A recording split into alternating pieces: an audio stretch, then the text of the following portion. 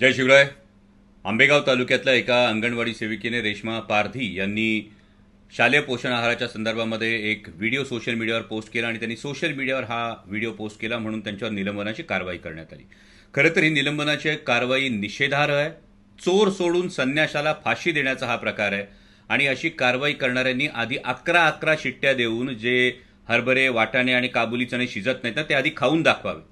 म्हणजे कदाचित कागदी घोड्यांच्या मते, कागदपत्रांच्या मते या अंगणवाडी सेविकेचा, या भगिनीचा मार्ग चुकला असेल, पण तिचा हेतू काय होता हा जास्त महत्त्वाचा आहे. या संपूर्ण शालेय पोषण आहाराची खरेदी राज्य स्तरावर केली जाते आणि त्यामुळं या भगिनीवर कारवाई करण्याआधी हे जे कोणी ठेकेदार आहेत, हे जे कोणी पुरवठादार, कंत्राटदार आहेत, ते पुरवठादार, कंत्राटदार आणि या शालेय पोषण आहाराच्या साहित्याच्या गुणवत्तेची तपासणी करणारे अधिकारी यांच्यावर आधी कारवाई करण्यात यावी अशी मी माननीय मुख्यमंत्री महोदयांना विनंती करतो. आणि मग त्यानंतर हे जे काही शिस्तभंग आणि इतर जे कागदी घोडे आहेत हे त्यानंतर नाचवावेत अशी माझी कळकळीची विनंती आहे. कारण काल सुद्धा जुन्नर तालुक्यामध्ये काळवाडी इथल्या शाळेच्या पोषण आहाराच्या संदर्भात तक्रारी होत्या. शालेय शिक्षण समितीची बैठक सुरू होती आणि जेव्हा माल सप्लाय करणारा टेम्पो तिथे आला तेव्हा ग्रामस्थांनी या टेम्पोतल्या साहित्याची तपासणी केली. त्यातली हळद आणि मिरची पावडर यामध्ये भेसळ असल्याचं ग्रामस्थांच्या निदर्शनास आलं आणि ग्रामस्थांनी अजूनही तो टेम्पो पकडून ठेवलेला आहे. जर राज्यात ठिकठिकाणी या गोष्टी होत असतील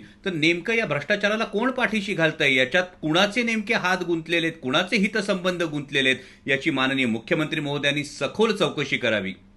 कारण जर देशाच्या भविष्याशी, या लेकरांच्या आरोग्याशी खेळून 4 पैसे काळ्या मार्गाने कमवण्याचा जर या ठेकेदारांचा किंवा यामध्ये जे गुणवत्ता तपासणारे अधिकारी आहेत यांचं दुर्लक्ष होत असेल तर माणूस म्हणून घ्यायला आपण कितपत पात्र आहोत याचा विचार करण्याची गरज आलेली आहे. या भगिनीच्या पाठीशी आम्ही ठामपणे उभे आहोत. त्यामुळे तिच्यावरची निलंबनाची कारवाई मागे घेऊन उलट तिचा सत्कार करण्यात यावा. कारण तिने एवढ्या मोठ्या भ्रष्टाचाराला वाचा फोडलेली आहे आणि जर या पद्धतीनं आवाज उठवणाऱ्यांचा आवाज दडपण्याचा प्रयत्न झाला तर मग या विषयात सुद्धा आंदोलनाचा पवित्रा घ्यावा लागेल. माननीय मुख्यमंत्री महोदयांना विनंती आहे की आपण जातीनं यामध्ये लक्ष घालावं आणि यामधले हे जे कोणी कंत्राटदार आहेत आणि हे जे कोणी संबंधित अधिकारी आहेत यांच्यावर कठोरात कठोर कारवाई करावी. धन्यवाद.